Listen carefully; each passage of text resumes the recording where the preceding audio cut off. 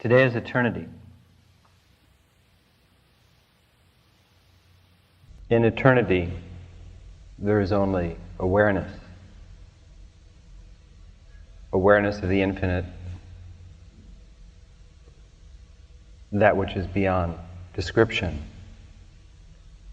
Awareness of the finite, that which we can describe but not necessarily understand. The infinite is the unknowable. The finite is what appears to be known. But ultimately the finite, the world, that which we believe we understand is, in my opinion, as mysterious as the infinite is. When we meditate, we experience the infinite. We go beyond time and space and condition. And we experience the mystery for which there are no words. We experience more of that according to our awareness. The pathway to enlightenment leads us to see that we are luminous beings, mysterious, unknowable, unfathomable. Yet there is a pathway. There is a journey which we feel we can understand, but we can't. We can only witness it and observe it and be awed by it. Over the years, I myself have witnessed eternity and continue to, in many, many different ways.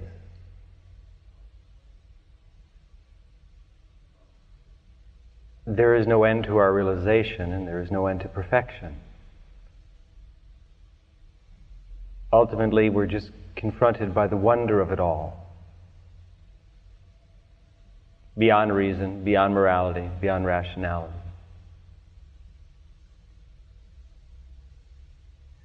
Try as we will, we are confounded by life itself.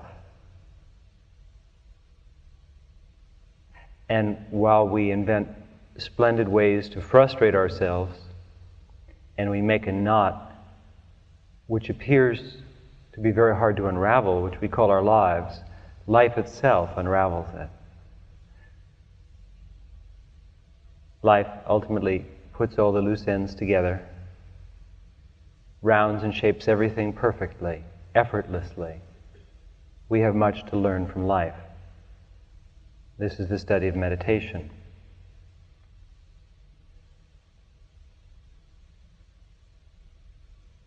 My own experience is neither typical nor atypical. I was born into this world without knowing why. I grew up, lived, experienced, and was always drawn to beauty, to light, to eternity. I've never been able to separate the finite from the infinite. I find eternity is present in a flower or a person, the sunshine, the rain, in pain and health, in all of the humanness, as in nirvana. The way I follow and the way that I describe and guide as a teacher, as a guide, is this way. To realize eternity in the moment and beyond the moment. To balance the beautiful incongruities that our mind invents. To be both beyond and within. We don't really have to do this. It just is. You might say we're just trying to perceive our isness. There's really not much more. The ways are specific.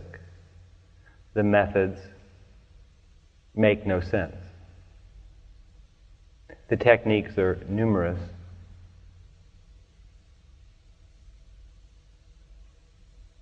But ultimately, everything is done for us.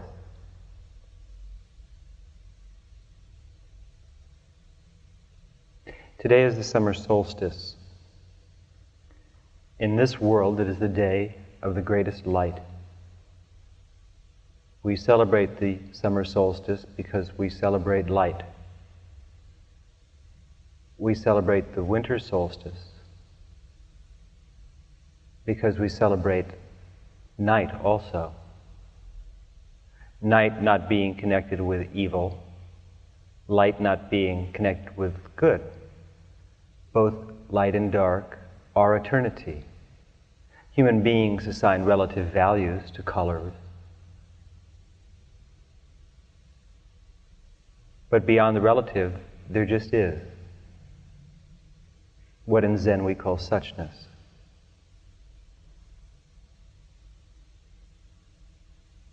I find the path circuitous and unusual. At a very early age, I was attracted to light, as most children are. I grew up in a world that seemed very complex. I watched people dreaming their lives, even when I was very, very young, 4, 5, 6. I could see inside people their motives, their dreams, their apprehension of reality. This awareness has always been there for me. The ability to see has always been a native talent, I suppose.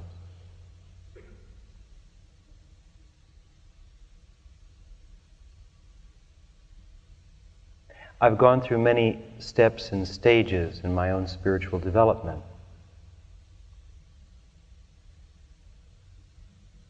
They appear to be neither typical nor atypical. They just were or are. And yet they're all a dream, and they fade upon waking in eternity, in nirvana.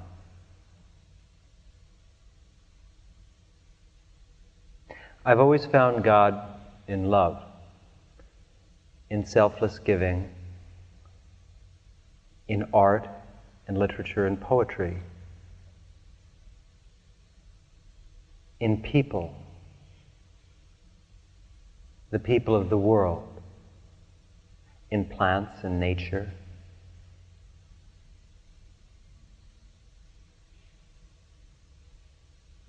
and in the sky and beyond. It's always seemed very simple to me. There is life, and there is form, and they play together.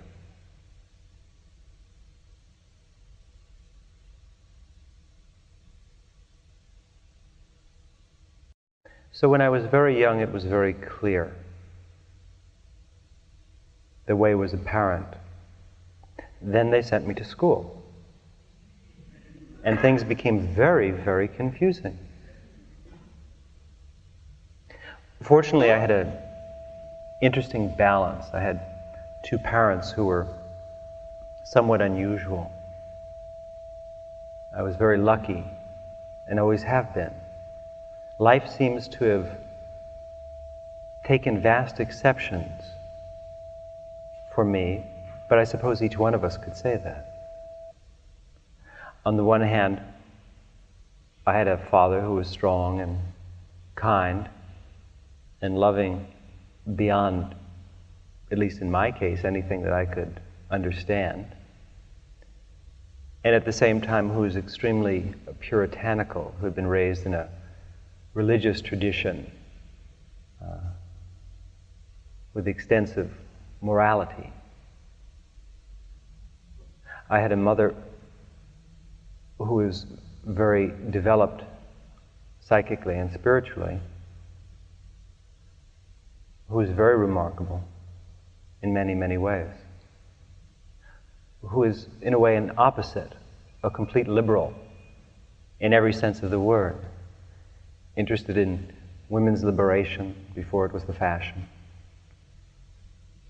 believed in reincarnation, psychic development, all kinds of things.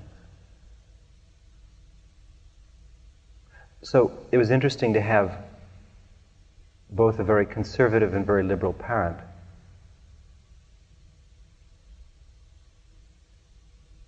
Because we deal with both of these elements in the world, and we have both elements within ourselves. So at an early age, I found the world very natural, a place to be. I was always in a meditative consciousness as a child, which all children are. Then they sent me to school. And school was a strange place, where they tried to make you into something, not simply what they taught you, but they presented a description of the world to all of us, which was very limited and narrow. And while I don't doubt the intentions of the people who did it, what they passed along was incomplete. They only passed along, of course, what they had been taught.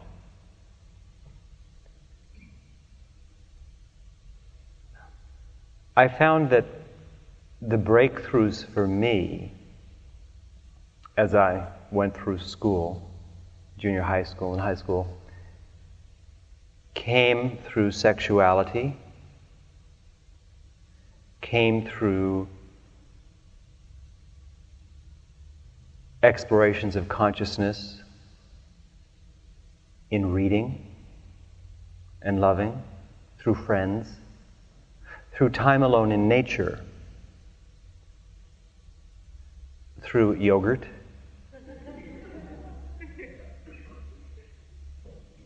and through psychedelic experiences. I'd been pretty well made a prisoner by school, by society. I'd been given this description which I couldn't accept, and it's projected from the televisions, the radios, the images of the world, the teachers. Now, I must say I've been very fortunate, and I can only thank all of those who I have known, because many of the teachers I had were exceptional. All of the teachers, it seems, were exceptional. But I didn't realize that at the time. I didn't realize that all teachers were not like the teachers that I had known. In reading, in literature and poetry, I found an artistic freedom which I didn't see at Woolworth's. And so I was drawn to the arts, because I sensed that I was by nature bohemian, and yet very conservative. How strange to have two natures.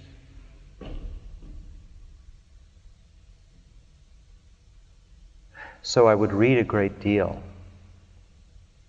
all kinds of things, everything from Shakespeare to science fiction. I read voraciously for years and years, sometimes a book a day. I learned a lot from my friends in school. I had lots of friends. And yet I was very indrawn. I didn't really want to be a part of the world, because I found that the world was filled with unkindness. People didn't love each other. They didn't understand. In every home in America and the world, there was cruelty and anger and hatred and things that I didn't feel. And so I found friends who were somewhat similar, a little bit, and didn't think about it too much, because life just takes us where it will.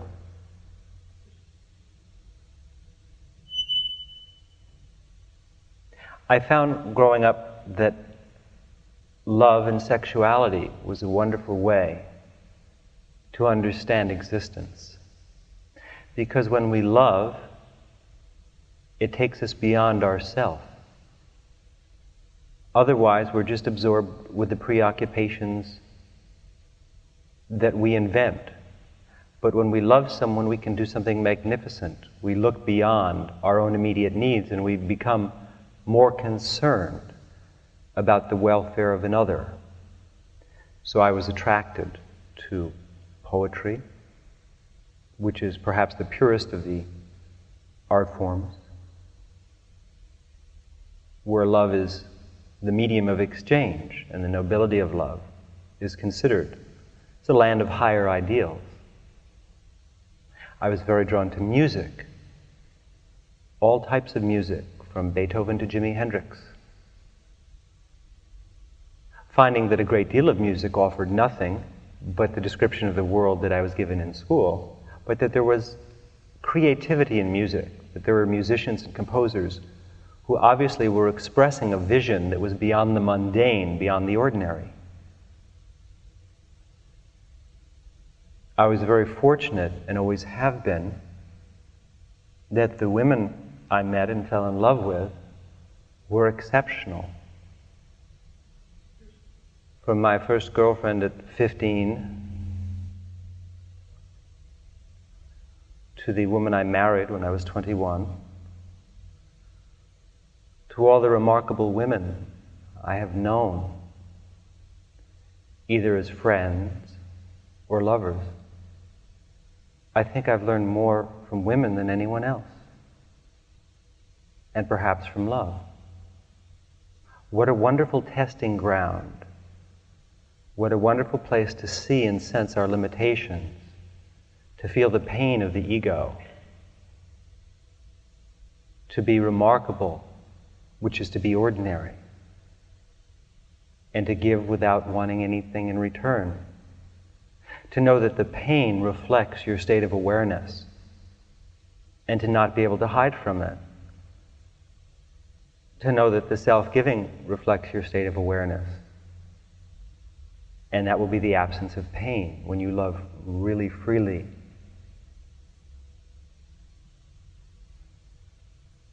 Through high school, college, graduate school, and beyond, I had a number of relationships that were wonderful. I didn't realize that all people were not like the ones that I met. I'm very naive in a certain way. I didn't realize that it was a setup,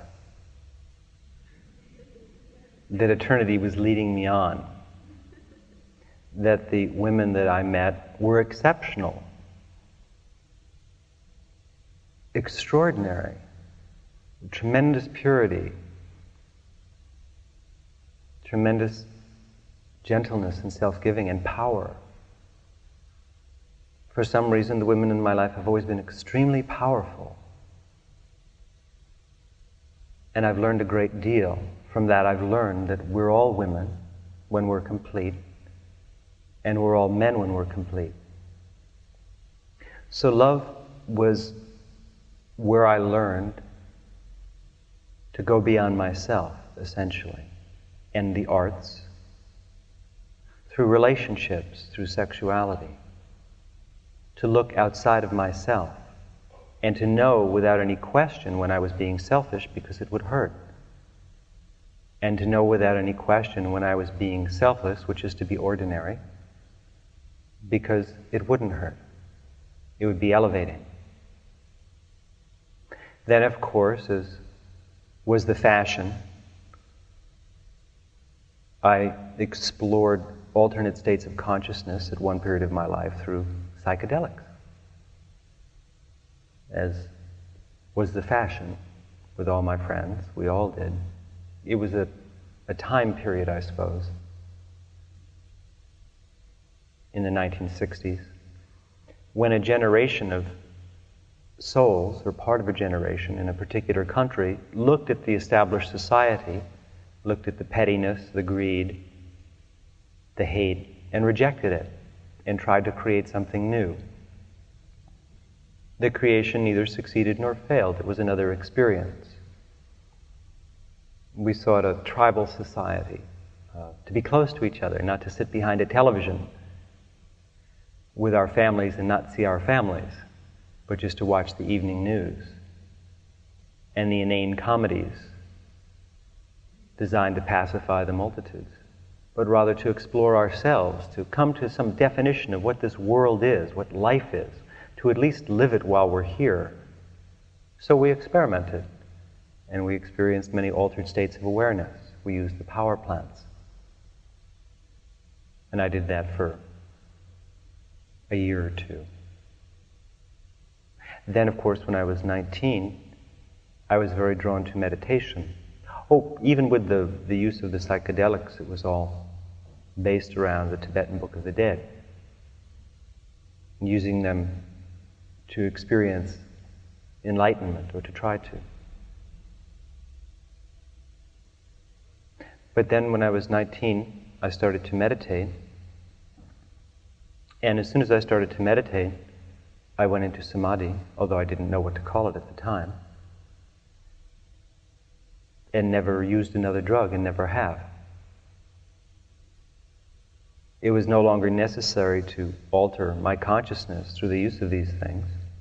I was very grateful that I had for the period of time that I did, because I learned a lot. I learned about the benefits and the vast limitations of such types of exploration, as did all my generation. But then at 19, I meditated and had such powerful meditative experiences that the idea of using anything to alter my consciousness was absurd. So I pushed those things aside. And I entered into a world of meditation, which I've been in ever since.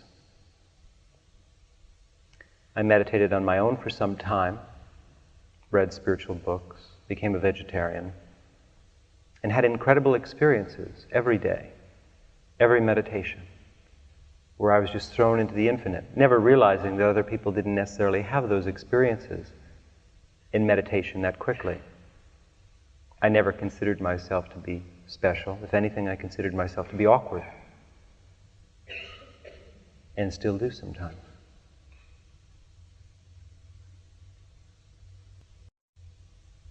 I entered a spiritual community when I was 20, which I was in for 11 years,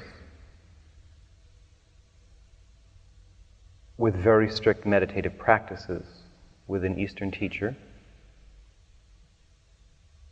It was very much like a religious order. At the same time, I went through college and graduate school, received a PhD, and started to teach. The training was rigorous, hundreds and thousands of hours of meditation, self-giving, but it was easy. I loved it. I would merge again and again with the supraconscious in meditation. I liked my teacher very much, and after some years of meditation, after mastering basic techniques and levels of attention, I began to teach meditation, teaching only that which I knew, and referring all things that I didn't know to my own teacher. As the years progressed and I learned more, I tried to share that with my friends, because in meditation I found light. I found sincerity, purity, and a quality of experience which few people seem to have in this world. And I became very convinced that by practicing meditation, one could have a life that was uncommon, remarkable, because I found that happening to myself.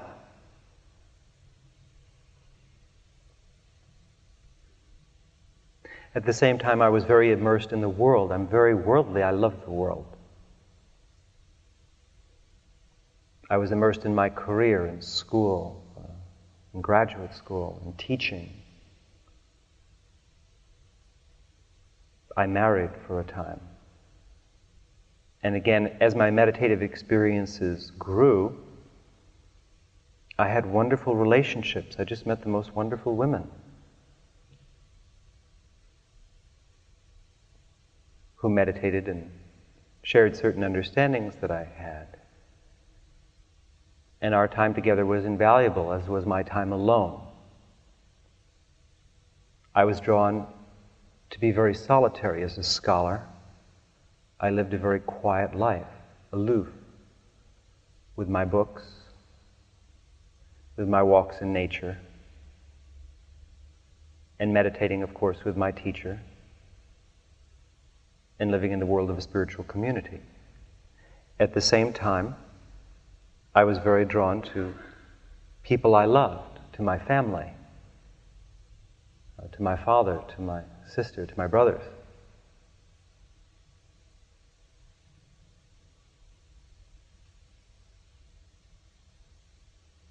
So a large part of self-discovery was quite personal. It had to do with relationships with people. Some of the most exalted states of consciousness I experienced were in bed with someone, or alone, or with my spiritual teacher. There was never a difference for me. Now, I became aware as time went on that this was not necessarily an ordinary experience, because I lived in a community where celibacy was the rule, with the word rule underlined, where one, as a matter of fact, was expelled from the community if you were not celibate. My own teacher knew that I always had a girlfriend. I never kept any secrets from my teacher. And I saw many people asked to leave the ashram for so much as looking intensely at a member of the opposite sex. And for some reason, my teacher never said anything to me about it, which I never understood. I wasn't going to argue. I loved my teacher and I wanted to be there, but I also knew that I loved other people too. And I just couldn't give up one for the other, because it didn't make any sense. Because some of the most exalted moments I had were with the people that I loved. Some of the most exalted moments that I had were with my teacher and my brothers and sisters in a spiritual community. Some of the most exalted moments I had were by myself, studying, or in nature, or walking down a city street.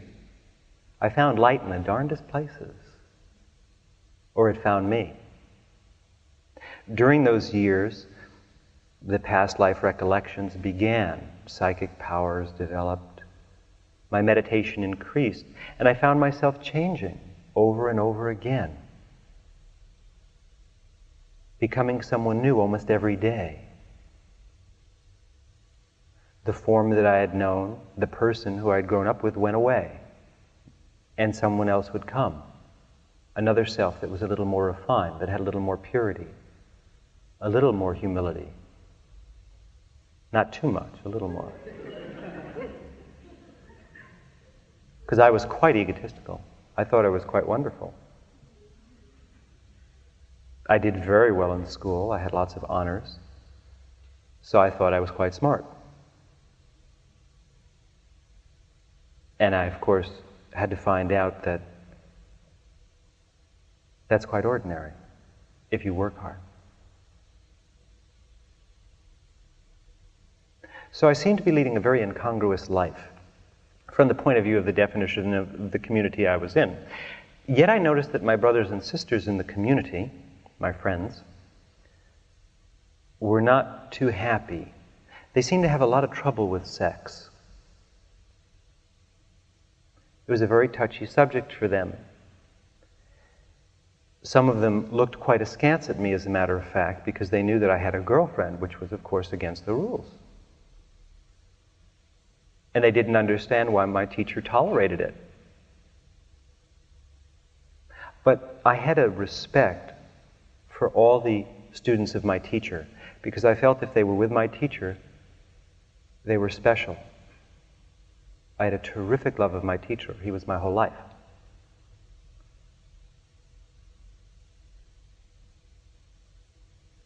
So it was incongruous because some of these people actually hated me because I was doing exactly what they wanted to do. On the one hand, I was successful in the material world. I was successful, I suppose, because my teacher sent me all over the world to talk about meditation. Germany, Switzerland, Europe, all over America, Canada. I wrote books. And most of the students in the ashram didn't do this sort of thing. They led very quiet lives, following strict spiritual disciplines. Well, I also followed all of the strict spiritual disciplines. But I wanted to tell the world about meditation because I thought there was something wonderful to share. This was my honest, innate feeling. It was a wonderful adventure and a wonderful dream.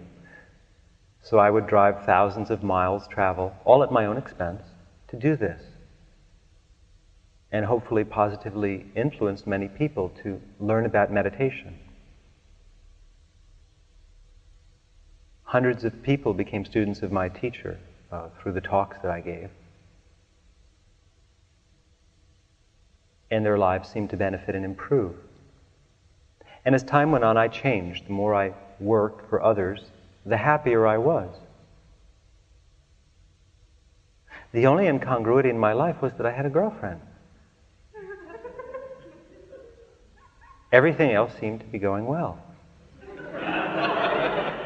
I went through terrible times. I went through times of self-hate, thinking how undeveloped spiritually I was. Everyone else in the ashram, 1,000 people. Nobody had a girlfriend or a boyfriend. I did. And honestly, I went through terrible, terrible times where I just took myself over the coals. I thought I must be the most impure person in the world. Except that I knew I couldn't think I was the most impure person in the world because that's reverse egotism. So I thought I must be the second most impure person in the world. But yet I found the experiences that I had with sexuality were wonderful. They were very uplifting. We had a good time. Didn't seem to affect the level of my meditation. My meditation kept improving. I seemed to be able to be helping more and more people all of the time. So it was quite incongruous. But I perceived that other people couldn't necessarily do this. I realized that many of the brothers and sisters that I had, my friends in the ashram, needed to be celibate. Because for them, sexuality was a very tacky issue. As I'm sure you're aware, sexuality is the primary focus of our culture. And almost no one has come to resolve it. Most people are terribly afraid of their own sexuality. And one has to respect another person's sadhana, another person's path. So I came to respect that my friends needed celibacy, that having relationships wouldn't work for them at all because it seemed to bring out in them attachments and emotions which did interrupt their meditation. Very often I would see one of them who perhaps did become involved with someone and then they'd leave this spiritual community. And I could see a residual drop in their awareness, a remarkable drop in their awareness. It seemed to bring out an undeveloped nature, selfishness, all kinds of things, which I didn't experience. On the contrary, for me it seemed to be something that helped me go forward. So I learned to respect that each one of us in self-discovery walks a different pathway. And naturally, when I was with my friends, I would never discuss my girlfriend or anything like that. Because I realized it just upset them. Because a part of them obviously still wanted to have relationships, yet they had chosen not to because they felt that was the way for them. So I have tremendous respect for them. And due to this day, they're spiritual warriors, wonderful people. And over the years of much self-hate, I came to realize that, well, whether sexuality was in my life or not, which at times it would be and at times it wouldn't be, It didn't seem to matter a heck of a lot, and I just surrendered the whole thing to God. And I said, God, if I'm supposed to be celibate, I will be. If I'm not, I won't be. It's up to you. It's not up to me. Who am I to be so vain as to think that I know what's right? Only you know what's right. So, as the years went on, I found that my relationships got better. They changed, though, as I changed. In the process of the years of meditation and self-giving, self-analysis, I found that I no longer loved as I had formerly done. I used to love, and it was very painful. There was jealousy involved, frustration, attachment. But that self seemed to go away. And then I could just love someone, and that was enough. The love became very pure, and it was no longer painful. So while I saw a world of relationships with people who seemed to suffer more in their relationships than in any other way, I found for myself quite the opposite was true. As I went on, the relationships got better and better. And they meant less. In my early life, in my adolescence, love, as I think for most of us, was a tremendous focus. I wanted to find the perfect partner. I did. I married her. And then I realized that after being married for some time, that while I could go on being married, and that was a wonderful way to be, and I'd actually found the most remarkable woman, or she had found me, or whatever, that it wasn't enough. That it wasn't enough to lead an individual life where I loved one person and we created a world together. I couldn't be happy. I was too restless, too strange, too possessed by this love of light. I just had to be alone because I had to spend my time working for others. I just knew that I had to do that. There were people in our spiritual community who were married and their marriages seemed to work. So it wasn't that I felt that one couldn't be married and have a very progressive spiritual life. On the contrary, I think one can. I just knew that it wasn't for me. I just knew that there was something I had to do. I didn't know what it was, but I knew I had to be alone to do it. So I found as time went on, the relationships that I had became more and more impersonal, yet had more love in them. It's an odd incongruity. I loved more, but I was less attached. If the person I had just been with, if they went away and I never saw them again, it wouldn't matter. I wouldn't think about it for a second. Yet I loved them more than I ever had. In other words, my love was no longer bound by the body. It was a love of spirit. In poetry, and in my study in graduate school, I was drawn to a particular poet, Theodor Rudke. I did a dissertation on the evolution of matter and sequence in the poetry of Theodor Rudke for my PhD. It was very interesting because in Rutge's early poetry, he was very drawn back and forth. On the one hand, he wanted to have the spiritual quest. On the other hand, he was drawn towards love. And he found the two, this terrible dichotomy that certain forms of spirituality seem to set up, where the flesh is bad and the spirit is good. And he struggled terribly in that, and I identified with that because I went back and forth.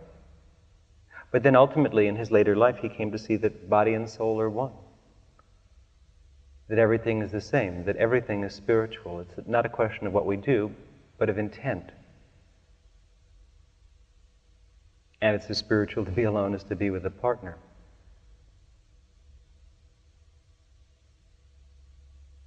And this is my view. As the years progressed, my spiritual evolution seemed to increase in speed. I stepped outside of this world. The cells reordered. The combination, the aggregate of beings that I was, dissolved in the white light of eternity. The realization of existence returned. Or we could say it became manifest. At a certain point, I left my spiritual teacher because I began to see the limitations of my teacher. While I loved my teacher, my love was a bit blind. I didn't really so much love my teacher as what my teacher represented, although my teacher had many wonderful sides. But it's like with our parents. When we're young, we look at our parents and we think that they're gods, and we grow up and we see that they are. But gods have limitations sometimes, and goddesses. And we see them. So as I grew up spiritually, as I entered into enlightenment, I saw the limitations of my own teacher, who was a very powerful occultist, but who I thought was, to some extent, limiting others in their spiritual growth. And so I went off on my own and started the process of spiritual teaching. Now, being a spiritual teacher, of course, in the modern world, I realized that sexuality was going to be a very hot issue for people. And of course, I had come from 11 years in the monastery, essentially. And while I'd had a girlfriend who I spent a few hours with a week, maybe Friday night at the movies, almost all my time was in this very refined spiritual community where people had dedicated their lives to God. There was nothing else. It's like being it was a spiritual order where we were renunciates. We gave everything up. And while we may have held jobs, all that mattered was yoga and self-discovery. That our only connection with the world was because our teacher said work in the world, so we did. And I found myself in the world outside of that community. And I started to teach without any effort. It all came back. I remembered my past lives as a Zen monk, as a Tibetan master, and many, many things. Jnana yoga teacher, mystic. I've had hundreds of lifetimes as a spiritual teacher. And yet, even as a spiritual teacher, I continued to have relationships. I continued to love people. The quality of the relationships, of course, changed as I changed. And I think that you'll find this will happen to you too. What became important was to do your very best for someone in every way, to be a servant of another individual. That there should not be one impure thought, action, or motive. That everything is directed towards the welfare of others. That you meditate and you lead an impeccable life while being yourself at the same time, a fine balance. And that whomever you're with, whether it's a student you're teaching, whether it's a woman you're having a relationship with, whether it's a book you're writing, a lecture you're giving, whatever it is that you do, it really doesn't matter. You have to give everything without any sense of self. And yet at the same time not trying to fit into some sort of silly image. To be Zen, to be awareness, without any thought. So I found that love and sexuality continued to be one of many doorways that seemed to continue to help me in evolution. It just seemed to be there. I had no choice in the matter, as I have no choice in anything that happens anymore. But I found that I no longer could have a relationship with anyone. Relationship meaning that there are two people who love each other and they create a separate world. And I no longer felt that way. I no longer could love one person. I just found that I loved everyone equally. But yet at times there would be someone who entered my life whom I found I would be involved with. And so I decided the best path to follow would be to be very open about this with my friends, my students. While it was not necessary, it was my personal life, and certainly it could remain personal. I had seen a number of spiritual teachers over the years who had obviously not been celibate, but who had told everyone they were. And when the news came out, of course, people were very dismayed and shocked. Now, I have no doubt that the reason they didn't tell everyone was either they felt it was none of their business, because it was their life, and I can respect that position, or because they felt people wouldn't understand. That people were so caught up in ideas of morality and immorality that they weren't at the point yet to see that it really doesn't matter. That enlightenment has nothing to do with sexuality one way or the other, nor does the process that leads to it. That a person will go through different stages. At times they may have relationships. At times they may not. Depends on the phase of their spiritual discovery that they're in. The watchword is being yourself and seeing what works. And if you find that sexuality limits and drains your consciousness, then one naturally avoids it. If it seems to enlarge it, then it seems to be a fine form of yoga. But I had seen that even though those may have been their motives, I don't doubt that their motives were pure. Because you see, as you enter into enlightenment, as you enter into the novel, everything changes. Nothing is the same. There are no reasons anymore. Or they're all different. The descriptions of the world have totally reordered. You're no longer a person. So I suppose the things that apply to people don't apply to you, which doesn't mean that you're special. It simply means that you've thrown those descriptions away. Still, we live in a world with people who have those descriptions, who interpret you by them. So a lot of the teachers had obviously decided that it was better to fit into people's descriptions and don't rock the boat, don't upset their ideas and their ideals. So it helps them to think that being celibate leads to enlightenment and one should always be that way, and that sex is dirty or harmful. Then you should foster the illusion until they reach such a point of self-knowledge that they'll understand that it really doesn't matter, that sex is as holy as anything else. It's only attachment that's the problem, and egotism, and things that limit us.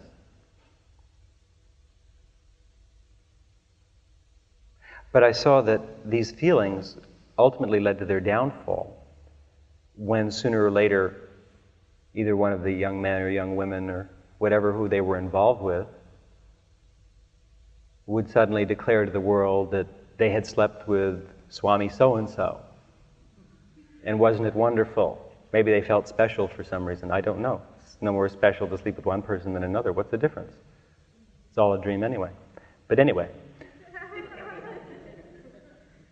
So I decided the best thing to do was to avoid the Watergate mentality and to be in full disclosure without the sense that anyone would understand. You don't know how to deal with it. You're terribly afraid of it. And it's a terrible threat to see someone who's at ease with it, who it really doesn't matter to one way or the other. So I knew that it wasn't going to be that simple. It was a great idealistic theory on my part to think that people, you could just say how it is and that would be enough. But we're dealing with human beings who've been given very strange descriptions of the world and sexuality by people who weren't too happy and who obviously hadn't worked it out too well themselves. So I knew it wouldn't be easy. But at the same time, I couldn't see, as I couldn't even for the guru that I love so much, for my students living my life in a special way. I had to be myself. Because otherwise, there was no truth. And how could I purport to teach the way to truth if I didn't live it? Even though it didn't fit into the circumstances and the value systems of others. Who cares? I was never particularly interested in impressing others. Otherwise, I would not have been part of the, in quotes, Woodstock nation. I rejected the society ages ago and came back to it because it seemed like an interesting thing to do.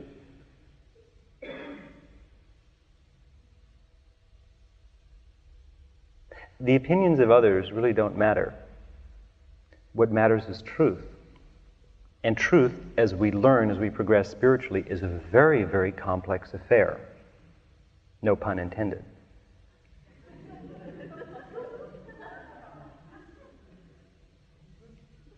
Now, of course, there would be people along the way who are always looking to create problems for themselves and for others. So I thought that disclosure was the best way to deal with it. To say simply, well, I'm not celibate, or some days I am and some days I'm not. And you should be whatever works for you, under the theory that people would be able to be mature enough to feel that, well, gosh, Rama sets no limitations upon us. Why should we set any upon him? The reason that we like him is because he meditates well, and when we're with him, we change. What does it matter? When I first met him and began to change and experience light, I didn't know anything about his personal life. That didn't matter. What mattered was what was happening. What mattered was the kind of person he was. You see? But again, I'm very idealistic. People aren't like that. I've been realizing. I'm very naive about people. I didn't realize I had a very cloistered life. The people I met, the friends I had, the women I've loved, the teachers I've had, have been selected for me. I just have never been exposed to worldly people, even though I lived in the world. It was a setup. Suddenly I found myself a spiritual teacher with lots of people who weren't like that. In other words, while my path had been one thing, their path had clearly been another, and they were filled with suspicion, fear, anger, and all kinds of things. And I didn't know what to do about it except to continue on the way I'd been on, which was to be me, whatever form that took. And if it contradicted itself from one day to the next, then that was an interesting ride. Because that lent the possibility that other people could live the same way, that they didn't have to hate themselves, that they could do whatever they wanted to and attain enlightenment, choosing for themselves. So it was a great theory, but obviously that's all it was. And it's the way I live and the way I will continue to live. I believe that sexuality is essentially unimportant in the spiritual process. Yet people seem to make it awfully important. I believe that love is totally important in the spiritual process. In any form, it is the spiritual process. I became a spiritual teacher because I cared about people. And I know that my motives are unsullied. All I do is work for the welfare of others. At the same time, I love the world, and I don't find that incongruous. But I realize that people have a description of the world, and in their minds they see things a certain way. They see that spiritual teachers should wear ochre robes and walk on air. And perhaps some do. So I knew that my lifestyle was going to create a few problems, because I have a sports car,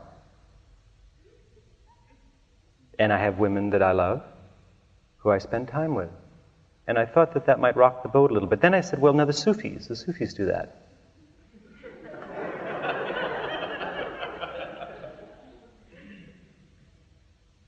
So maybe there is a tradition. There's Padmasambhava, the head of Tibetan Buddhism, the founder, and boy, wow, talk about sexuality. Well, I guess he had a lot of kundalini and had to do something with it. There was Krishna, who had more girlfriends than one could count on a calculator. The gopis, I mean, there's a lot of tradition behind all of this, but then again, I'm in the West, I'm in the land of the Puritan, who has sex and hates themselves. But I knew it wouldn't be this easy, because then there would be those who would say all kinds of things, because if you're open and you tell the truth, it's bound to be distorted. That's a rule of thumb in life. So then I began to hear rumors that, well, I don't know what I was doing. I haven't listened too much to the rumors, but I guess, I don't know, that I was making love to millions of women or something like that. I don't know. That hasn't been the case. It might be a wonderful idea.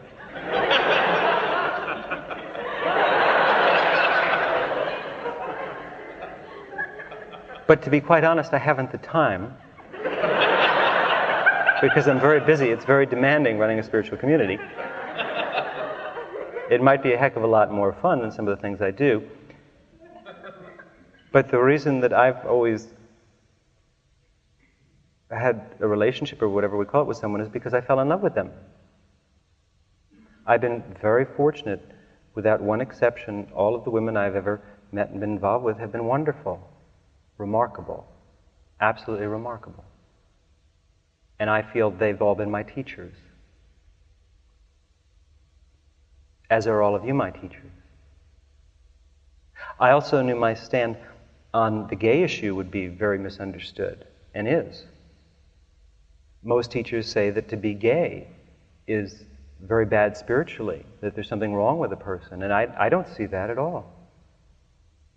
While I myself never had an inclination in that particular direction, if someone is gay and they progress spiritually, and it doesn't interfere with their spiritual evolution, well, what's wrong with that? Maybe it will foster it. You see? In other words, cosmopolitan spirituality in a world that is not necessarily very interested in it, with people who are very hung up on sex, very afraid of their own sexuality. So then I said to myself, well, what am I going to do? Gosh, there are all these rumors. Well, why are there rumors? Well, I suppose they're rumors because people like to gossip, because they're still in that state of consciousness where they like to talk about things, where they can't just be strong enough to see independently one way or the other what's right for themselves. In other words, in order to escape their own lives, they need to focus on something else so they don't have to deal with themselves. Also, there's the constant recognition in spiritual teaching that as time goes on, people need to leave a spiritual community because they know if they stay, they'll change. And they reach crossroads along the way where every once in a while they want to leave because they're going to change. Or maybe it is just time to leave. They've exhausted that community, as I exhausted the teacher I worked with at a certain point. And they need reasons, because they can't just say, it was wonderful, I'm glad I was there as long as I was, which is what I feel about my teacher, but then it was time to go on my own way. And I don't regret one moment of being there, which I don't. No, they had to have reasons. They had to find something to put down. It's like when people leave a marriage, they can't say it was wonderful and now it's time to go our own way. Instead, they have to say, this person I loved, who I said I will be with for the rest of my natural life, they have to say is horrible, is hateful. They have to trash the person so they can feel good when they leave them. It's the ego. Or they're just not independent and strong enough. So then I said, well, this must be what's happening. People are indulging in these rumors because what they need to do is they need to have an excuse to leave. So I tried to provide people with excuses to leave. Okay, so I then would talk endlessly about the benefits of leaving a spiritual center, why it's good, why it's a natural process, which I believe it is. This is a school. People come in for a certain period of time. Some people for many, many years. Some people for a few months. Again, this is all a wonderful idealistic notion. But obviously, it will only suit people who can climb up to a higher level of understanding and who are beyond simplistic concepts of right or wrong. So, my theory then for sexuality remains the same, and for lifestyle, and for everything that we do. Lakshmi is a place for an exceptional person. Okay, it's sort of like a spiritual Montessori school. Our methods are non-traditional. That is to say, we say it's okay to be yourself. And if you feel uncomfortable with your own sexuality, then this will not work for you. Because I don't feel it's an issue. You want to make an issue. You either want to run away from sex and put it down, or you want to run towards it. And I feel it really doesn't matter. It's whatever makes you happy. And I respect your feelings in the matter, whatever they may be. But I certainly don't feel that you should mold your lifestyle upon what I say. Nor do I feel that I am going to mold my lifestyle upon what you want. And I know that this way, whether I have 0 students, 7 students, 700 or 7,000, those persons who are there are somewhat balanced. And they're interested in sophisticated spirituality. Sophisticated spirituality meaning beyond simplistic morality. That you can be and do what you want as long as you don't hurt anybody else. And while people may not understand you, who cares? Do you think the Christians were real interested in what Caesar thought? Do you think in spiritual tradition people have ever been really interested in the current morality or current establishment? You have to do what you see as right. That's all I'm trying to teach you. And if I couldn't do that myself, how could I teach anymore? So then, on this infinite issue of sexuality, all I can suggest is that you experiment And if you find that being celibate works, there's plenty of room in our community for you. If you find that having relationships works, being married works, being gay works, it doesn't matter a bit. Life is an experiment. We don't live that long, you know. It's a very brief moment. It's a blink of the eye. A moment of seeing. And all I can tell you as a spiritual teacher is that if you are not yourself, you will not attain enlightenment. There's absolutely no way, if you try and fit into someone else's description of the world, that it will work. It is impossible. Because you are trying to be something that you're not, and it is only when you accept yourself as you are that you will actually begin to change. Which doesn't mean that you will stay the same. You will evolve. So I don't feel then that my lifestyle or your lifestyle is a matter of discussion. I offer a lot of suggestions about alternate ways to live, many, and you pick and choose among them as suits your level of attention. My job is to teach you about the unknown and also about the known.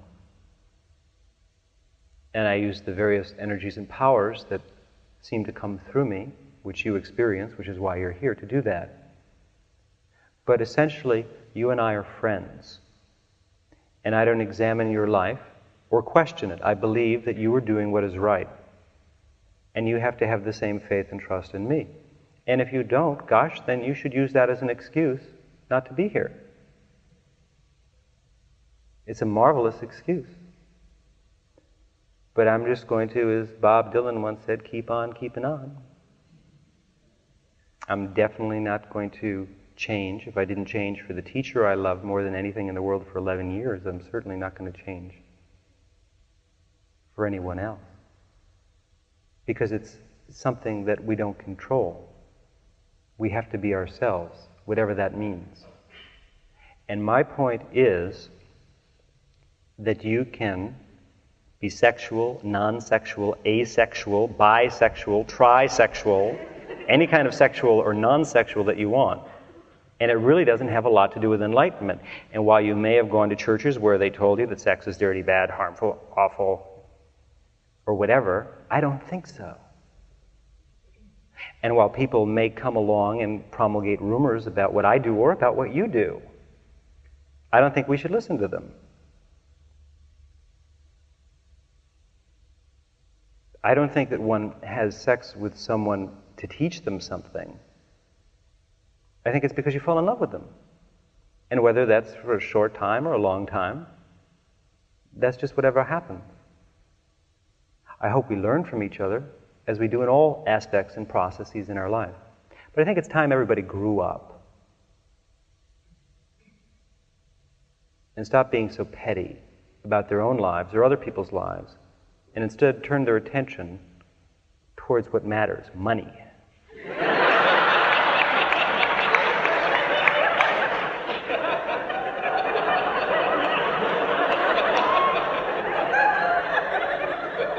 Sex is the preoccupation of adolescents. Money is the preoccupation of adults. And Lakshmi is the goddess of money. That's where real power lies.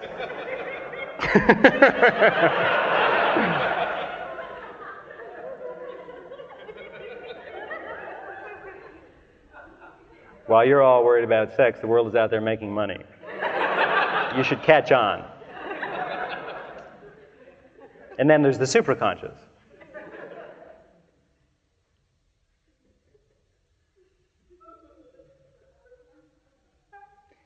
Lakshmi is tribal. We are a tribe of beings. Most of us have been together for many, many lives, and we know each other all too well.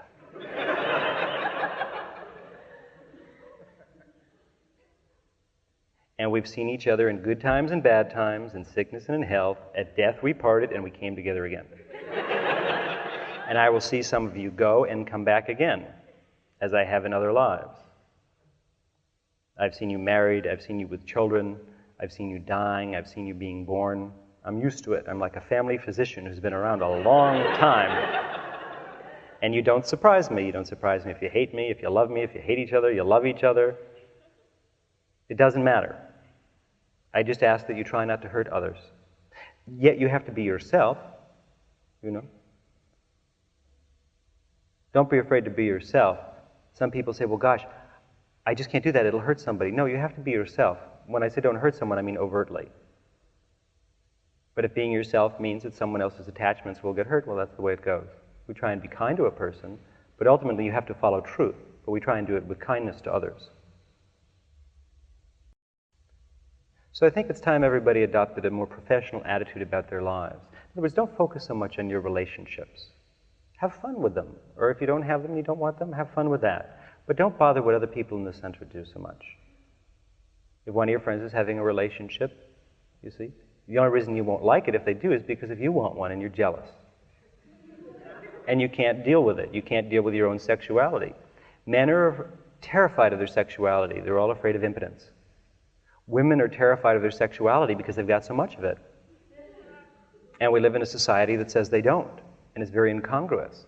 Because women are told that they don't have sexuality, that men are sexual and women basically are not. And actually quite the opposite is true in terms of the kundalini and the structure of the subtle physical. Women are much more sexual, as Masters and Johnson discovered, than men are. And people are very put off by that. You see?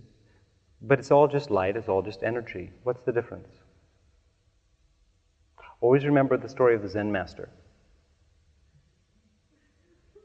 It's very important. That's why I tell it so often. The Zen Master, the young woman in town says that, who's pregnant, her family says who did it, and they say the Zen Master, she says made me pregnant. They go to the Zen Master when the baby is born, give him the baby, and say that he's a disgrace. He says, is that so? Years pass, he raises the child, he continues to meditate, and just do what he does. The young woman says, well, gosh, it wasn't really true. It was the guy who worked in the fish market. The parents are totally shamed. They've lost face completely. They go to the Zen Master. They apologize. They take the child back. He says, is that so? That should be your attitude towards what people think of you. Don't live for what the world thinks. Live for what is right. And only you can determine that. Each one of us determines that. And what we determine changes. We'll contradict ourselves. When you contradict yourself in life, it's a sign that you're growing. When you say, I'll never, and later you do, that's a very healthy sign. That means that the self that said, I'll never, went away and a new self came.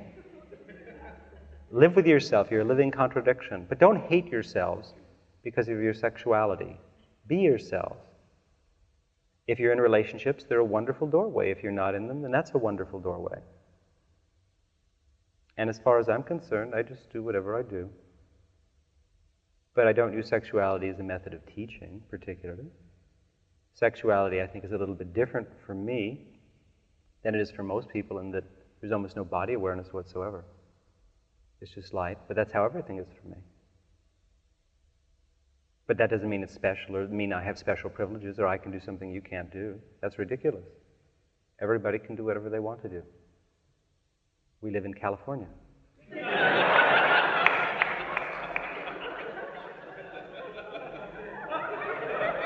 And even more, we live in Malibu. And by Malibu standards, we're pretty tame.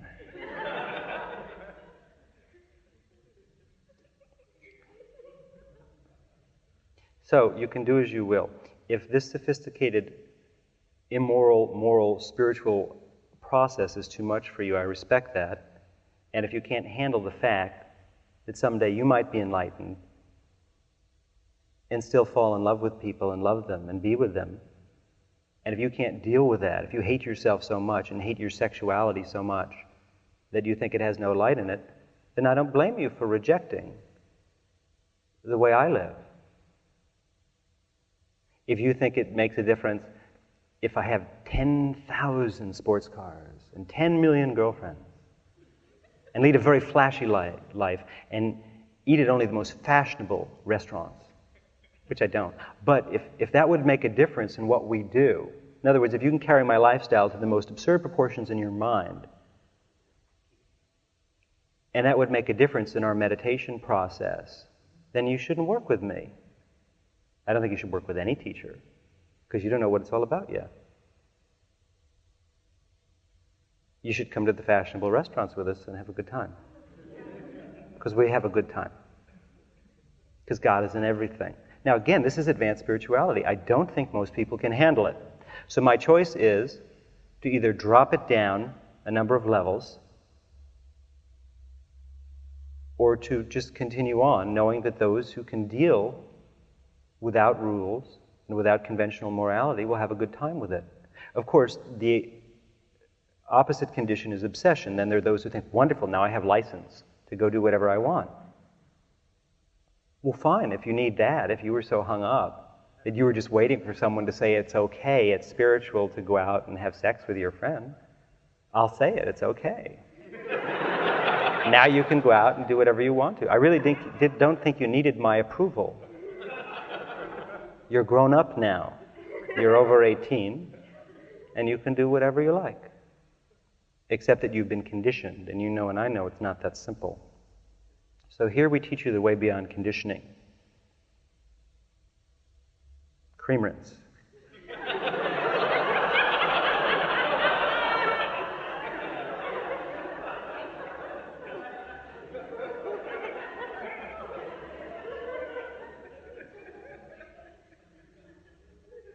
Gets out all the tangles.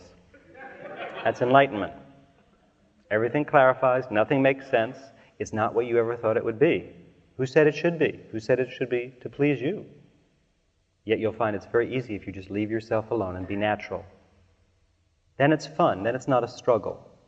You only set up these battles within yourself. I'm going to go on doing what I'm doing, having a happy life. Because by nature I am a very happy person. It's just my way is the way of happiness. And if the way of happiness appeals to you, fine. If you need a somber way, if you need a way of self-hate, of guilt, if you need to criticize others, if you need gossip, then I can't help you much. But if you're interested in the way of happiness, that's the way that I know, and I teach, and I walk all the time. So on this solstice, on this day of light, I'd like to share some light with you on a subject which affects every one of you more than you realize. Sexual conditioning is one of the most difficult things to overcome. And you have to begin to accept yourself. And all I'm trying to do is just show you that it doesn't really matter. Just to live as you see fit, and that'll change. And if I can't do that, and if I have to bend my lifestyle to suit the taste of others, then I wouldn't be fit to teach or to learn.